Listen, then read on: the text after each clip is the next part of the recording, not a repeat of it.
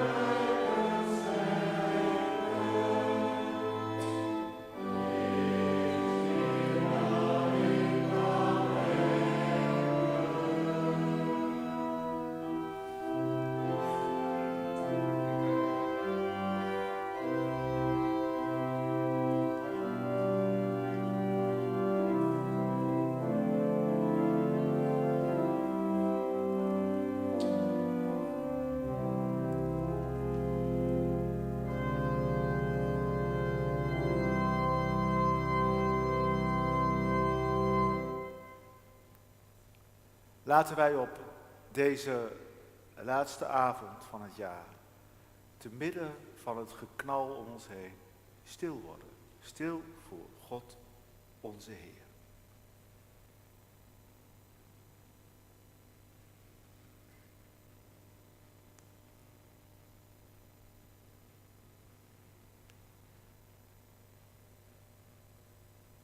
En ook vanavond spreken wij uit dat onze hulp is in de naam van de Heer die hemel en aarde gemaakt heeft. Die trouw houdt tot in eeuwigheid en niet laat varen het werk van zijn handen. En in zijn naam groet ik u allen. Genade, barmhartigheid en vrede zij u van God de Vader en van Christus Jezus onze Heer. Amen. De traditionele psalm voor Oudejaarsavond is psalm 90. En die gaan wij lezen en zingen.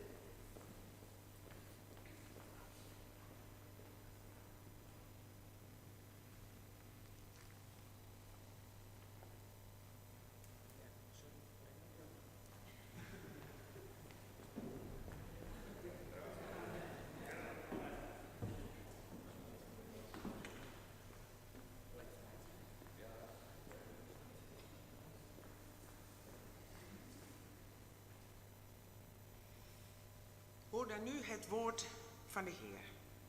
We beginnen met zingen van Psalm 90, vers 1.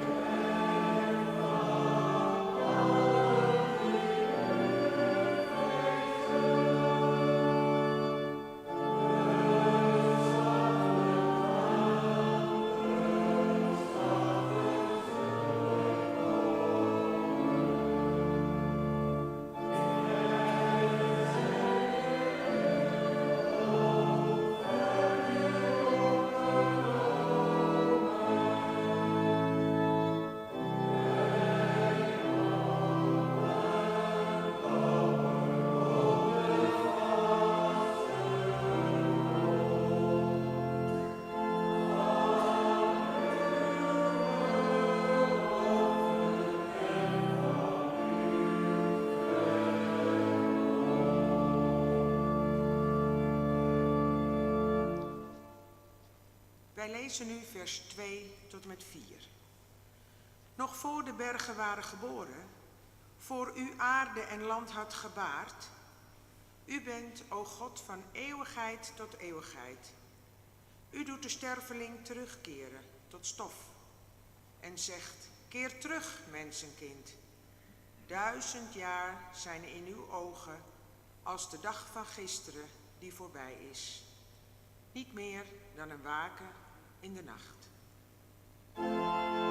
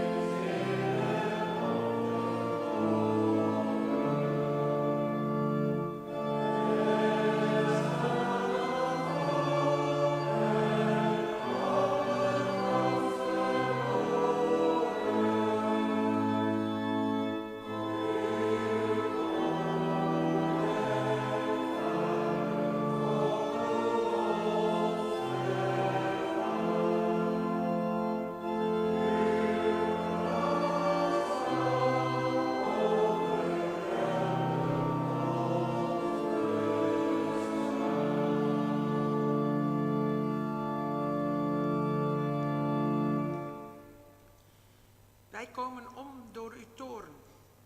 Door uw woede bezwijken wij. U hebt onze zonde voor u geleid, onze geheimen onthuld in het licht van uw gelaat. Al onze dagen gaan heen door uw woede. Wij beëindigen onze jaren in een zucht.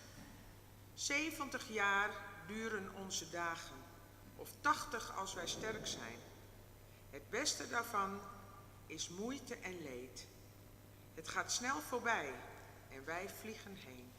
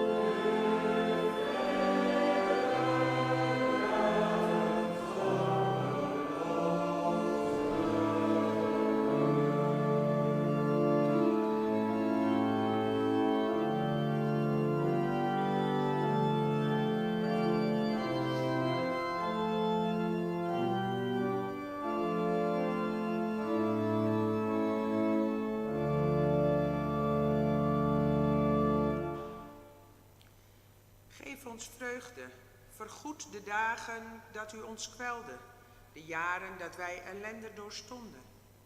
Toon uw daden aan uw dienaren, maak uw glorie bekend aan hun kinderen. Laat ons uw genade zien, Heer onze God. Bevestig het werk van onze handen. Het werk van onze handen, bevestig dat.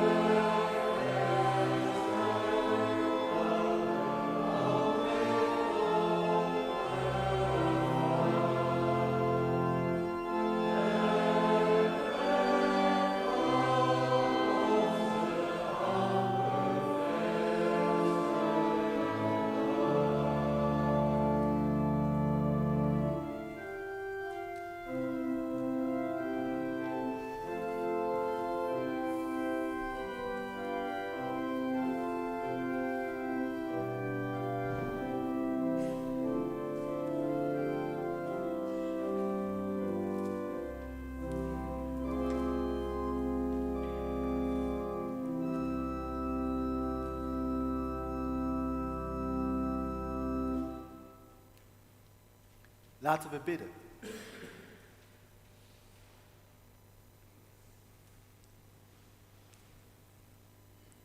Hemelse Vader, hier zijn wij, op de laatste avond van het jaar, waarop we terugkijken naar wat geweest is en vooruit proberen te kijken naar wat komen gaat.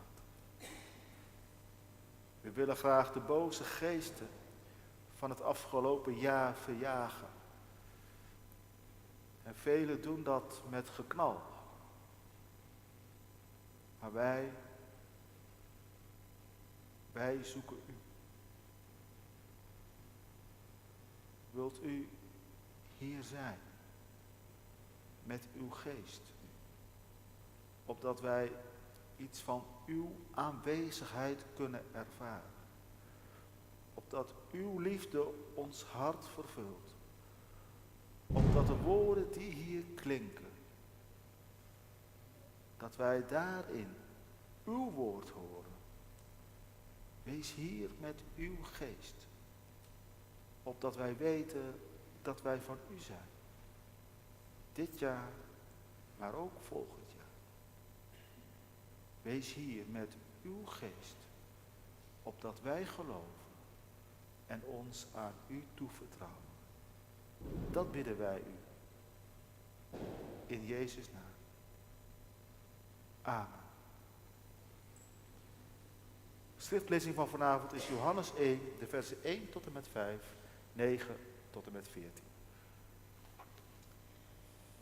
In het begin was het woord. Het woord was bij God en het woord was God. Het was in het begin bij God. Alles is erdoor ontstaan. Zonder het woord is niets ontstaan van wat bestaat. In het woord was leven en het leven was het licht voor de mensen. Het licht schijnt in de duisternis en de duisternis heeft het niet in haar macht gekregen. Het ware licht dat ieder mens verlicht is en naar de wereld kwam. Het woord was in de wereld. De wereld is door hem ontstaan en toch kende de wereld hem niet. Hij kwam naar wat van hem was. Maar wie van hem waren, hebben hem niet ontvangen.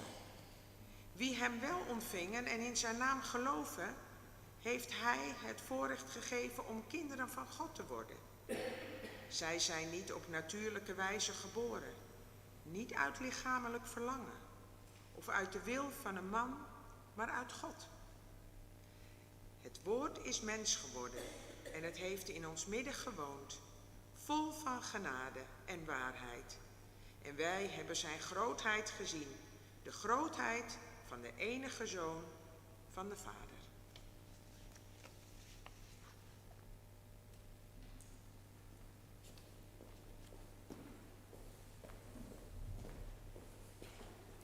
We zingen nu het nieuwjaarslied, zo staat het erboven. Oudjaar, nieuwjaar, het zijn verschillende kanten van dezelfde medaille. We zingen lied 513, 1 tot en met 4. O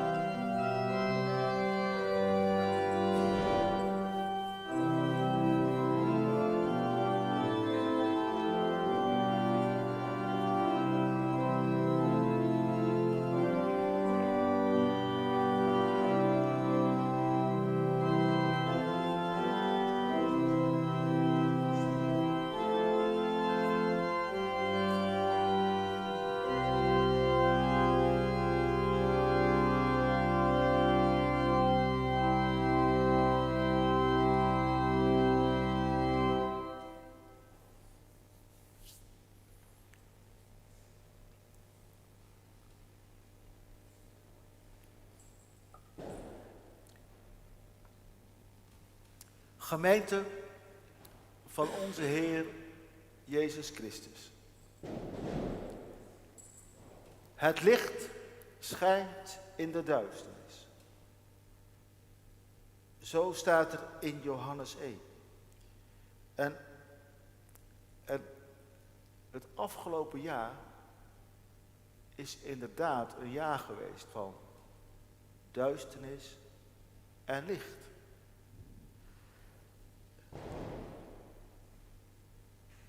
Het jaar begon, als u het zich nog herinnert, met een lockdown. Maar die lockdown was de laatste. Tot nu toe. Laten we hopen dat het zo blijft. Het was toch mooi. Een vorm van licht in de duisternis. Maar het is wel een kwetsbaar licht. Want in China grijpt het virus zich weer om zich heen.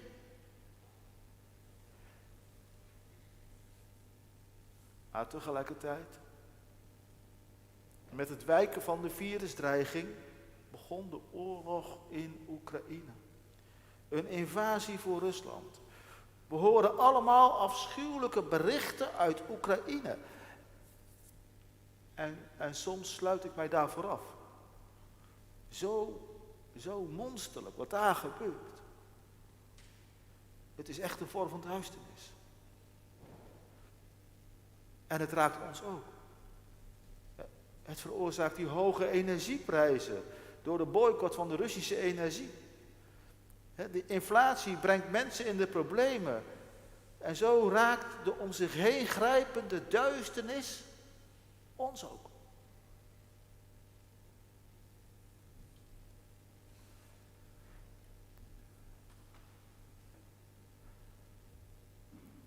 Maar is het anders geweest?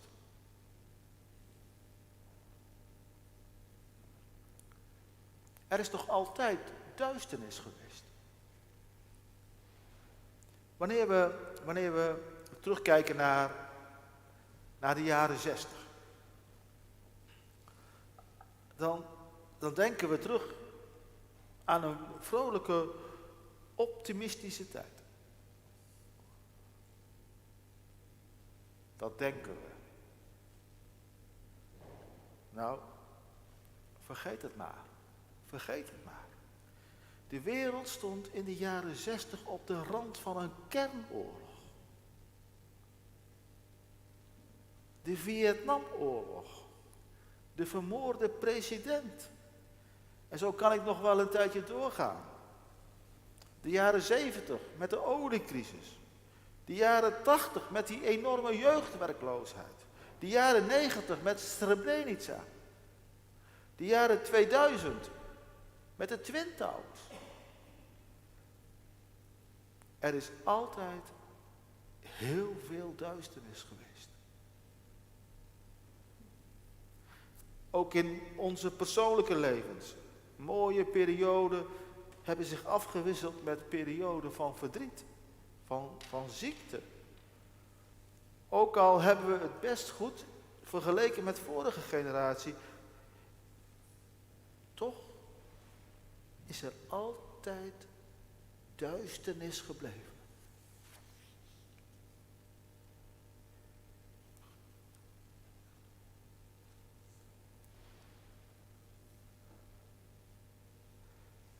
Is duisternis dan de grondslag van ons bestaan? Of is dat licht? Wat ligt er nou aan de basis van ons leven? Is dat licht of donker? Is ellende en verdriet de grondtoon van ons leven?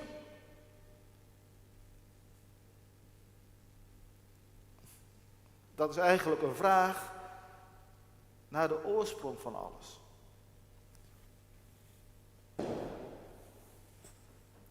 Is deze vraag niet te filosofisch? Nou ja, het is oudejaarsavond tenslotte. Het einde van het jaar 2022 het jaartal op de kalender verandert en dan zet er aan tot bespiegelingen. Want het confronteert ons met het verglijden van de tijden. Met sterfelijkheid en eindigheid. Waarom leven wij? Wat is de basis van ons bestaan? Als dat duisternis is, dan is het niet best. Nee, zegt Johannes. De basis van alles wat bestaat is licht. Want om even de eerste versen van Johannes 1 samen te vatten. In het begin was het woord. Zonder het woord is niets ontstaan voor wat bestaat. In het woord was leven en het leven was het licht voor de mensen. Het gaat om het woord van God. Het woord dat hij sprak toen hij zei, er zij licht. En Johannes gebruikt daar een heel specifiek Grieks woord voor. Heel bewust. Hij gebruikt daar het woord logos voor. En logos, dat betekent inderdaad woord. Maar het betekent eigenlijk zoveel meer. Het betekent ook principe en het betekent ook leer. Het komt zelfs in onze eigen taal voor.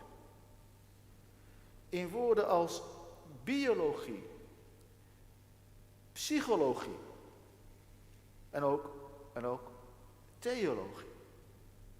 Dat logie komt van het woord logos.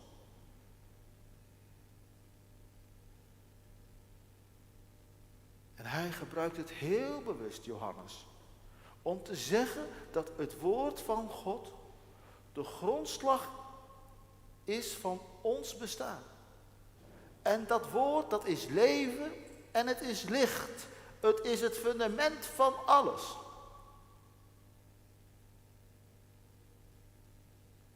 En toch is het duisternis.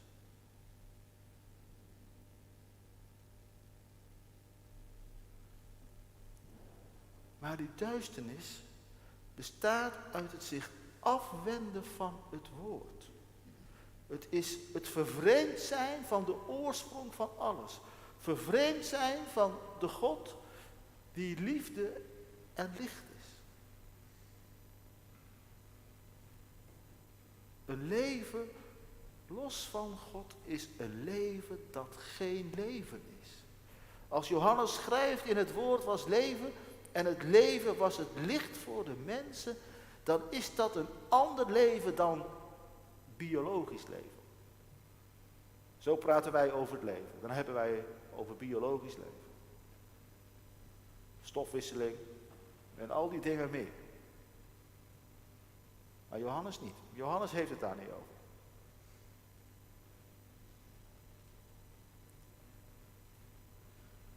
Bij Johannes gaat het om echt leven. En dat is een leven in verbinding met God.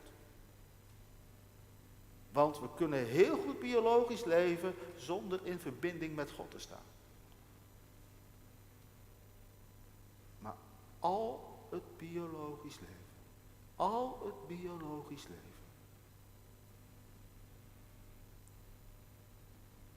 is eindig. Al het biologisch leven.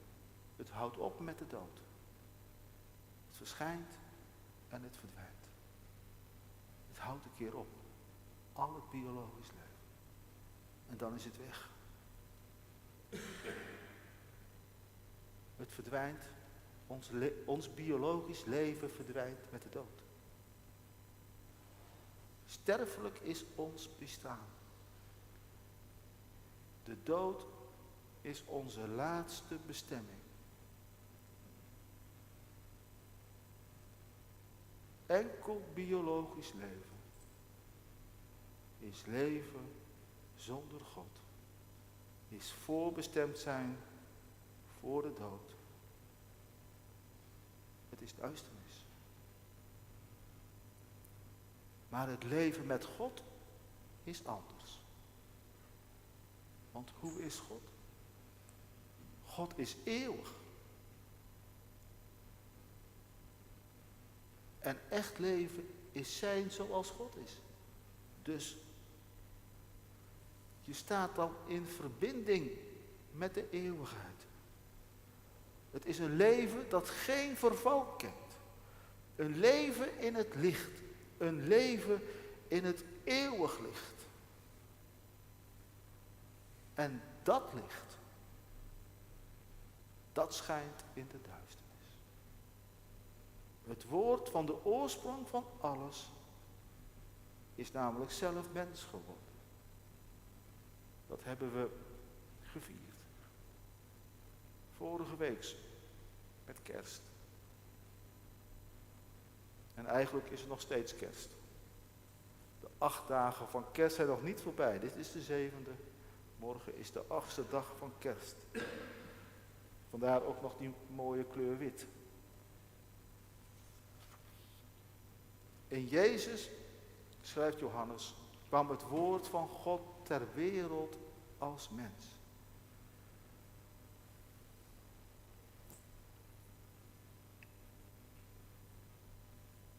Dus dat woord van den beginnen. Het woord van de profeten. Het woord dat Mozes hoorde. Alle woorden van God. Die klinken.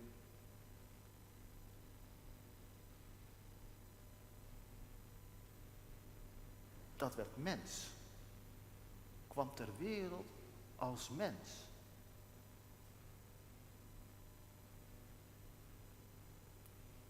En dat geloof. Dat woord van God. Waardoor alles ontstaan is. Wat in de Bijbel steeds weer te vinden is.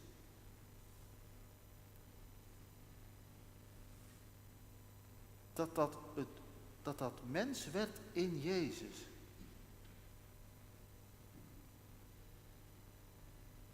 Dat is geloven.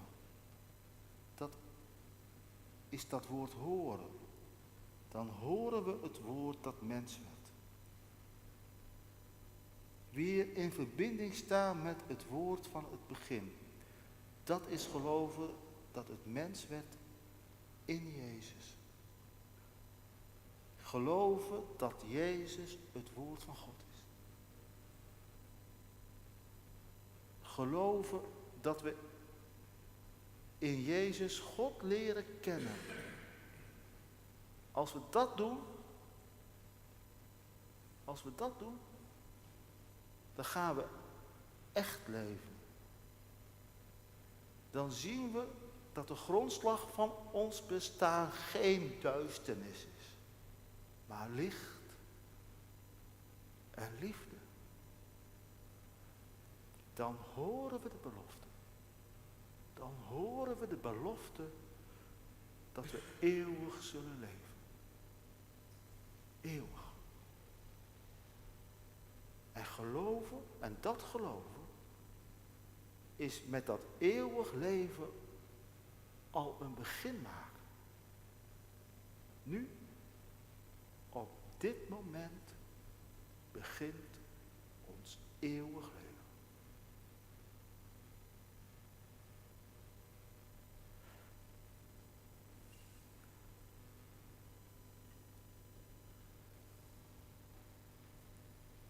Dan is het echt nieuwjaar.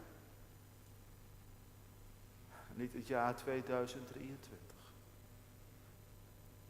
Maar het nieuwe jaar van God. Dat kent geen tijdrekening.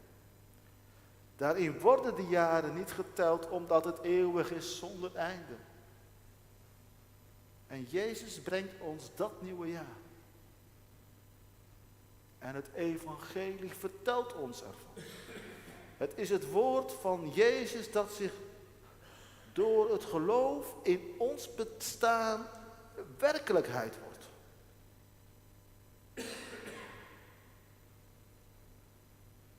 Wanneer wij het geloven, dan wordt het waar in ons leven.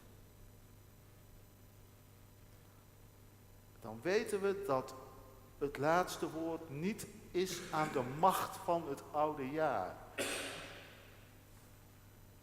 Niet Poetin heeft het laatste woord, het coronavirus ook niet. Ook niet de Amerikaanse wapens die worden geleverd.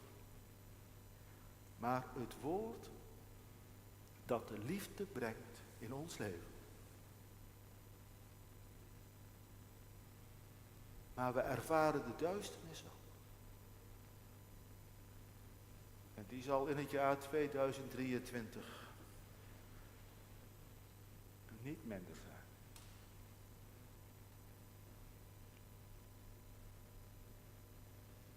En toch is er een woord.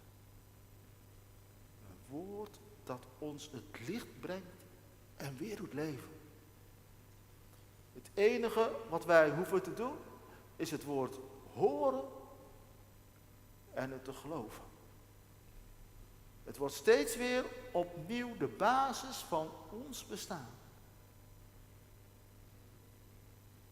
Het woord laten worden als dat waaruit wij ontstaan, dat is geloven. Dat je weer opnieuw uit God geboren wordt. Zo omschrijft Johannes dat. Als uit God geboren worden.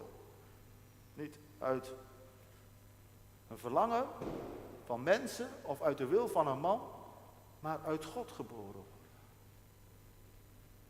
Dat is geloven. Uit de eeuwigheid geboren worden.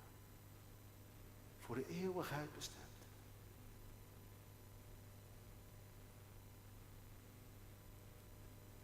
Dan worden we weer kinderen van God. In deze donkere wereld. Amen. Het lied dat we nu gaan zingen is bekend en het is nieuw. Dat is uren, dagen, maanden, jaren. Het is geschreven door Ria Borkent naar het bekende lied van Rijnvis Feit. Dat is dus een hertaling ervan. En dat gaan we nu zingen, 2 versen.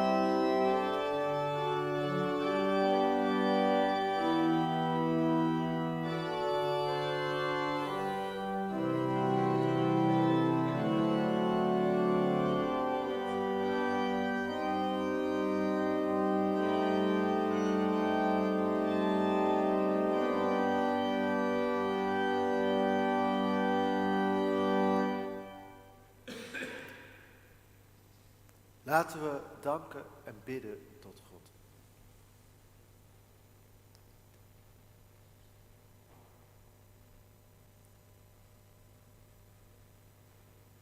Goede God, wij danken u dat wij op licht zijn gebouwd en dat wij naar uw licht toeleven.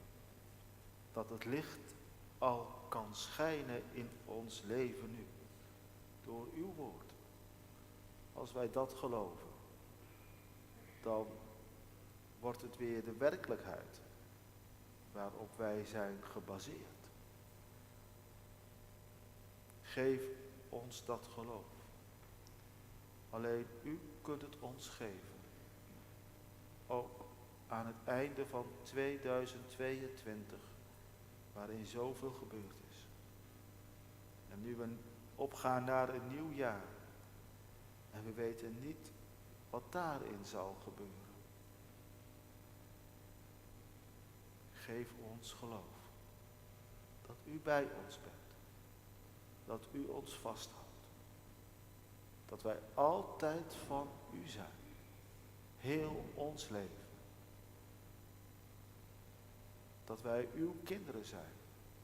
Dat u onze vader bent. Dat wij niet bang hoeven te zijn. Omdat wij naar u toe leven. Dat uw licht schijnt in ons leven. Geef ons dat geloof. Leg het in ons hart.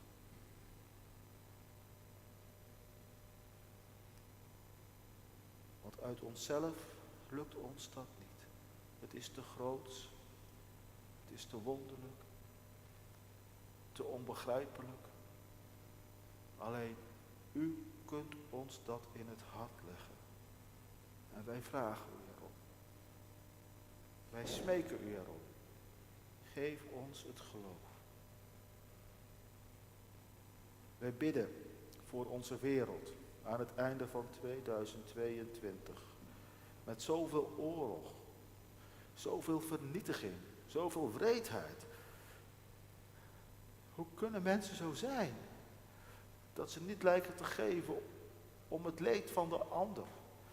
Dat ze de ander letterlijk in de kou zetten. Dat ze alle infrastructuur plat bombarderen, zodat ze radeloos worden. Hoe kunnen mensen zo zijn? Waarom is de duisternis zo sterk?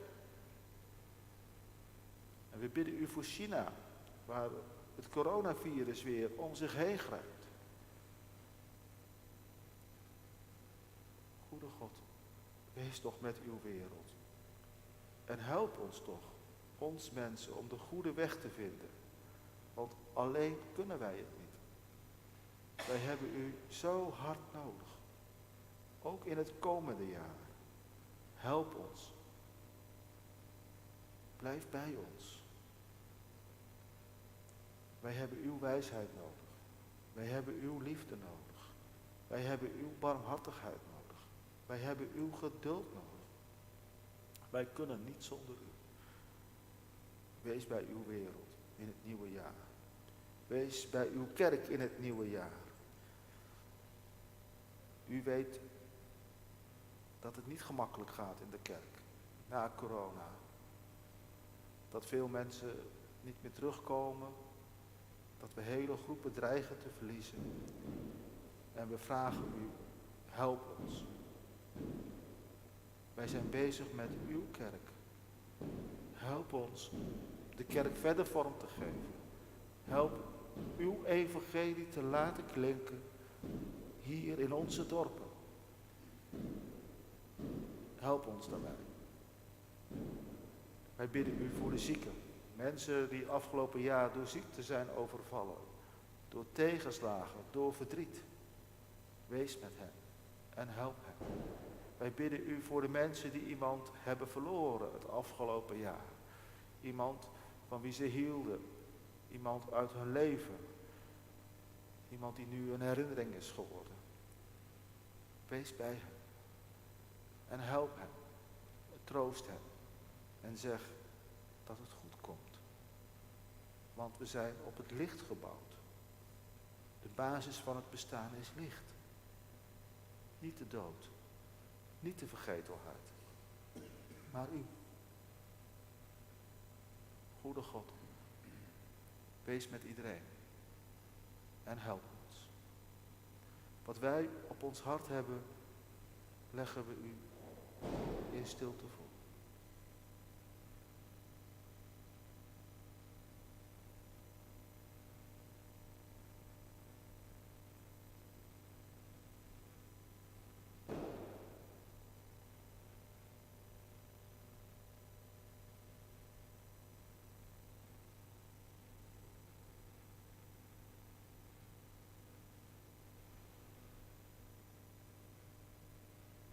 Goede God, u hoort. Uw Zoon heeft het ons gezegd. En al onze gebeden zullen verhoord zijn in het Koninkrijk. En uw Zoon leerde ons daarvoor bidden met de woorden: Onze Vader, die in de hemel bent. Uw naam wordt geheiligd. Uw Koninkrijk komen. Uw wil geschieden. Gelijk in de hemel als ook op de aarde. Geef ons heden ons dagelijks brood. En vergeef ons onze schulden. Gelijk ook wij vergeven onze schuldenaren. En leid ons niet in verzoeking, maar verlos ons van de boze. Want van u is het koninkrijk en de kracht en de heerlijkheid tot de eeuwigheid. Amen. Collecte heb ik nu staan, klopt dat? Is er nu? Kunt u nu uw gaven geven? En daarna zingen we Psalm 90a, 1 tot en met 6 in het Fries. Staande zingen we dat al.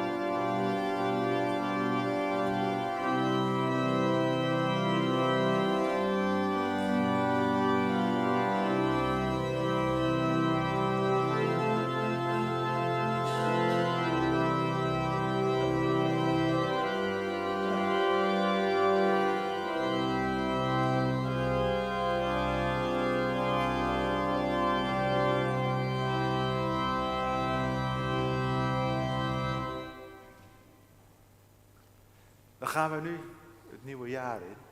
Over een paar uur is het zover. Maar we gaan niet alleen, we gaan met de zegen van onze God.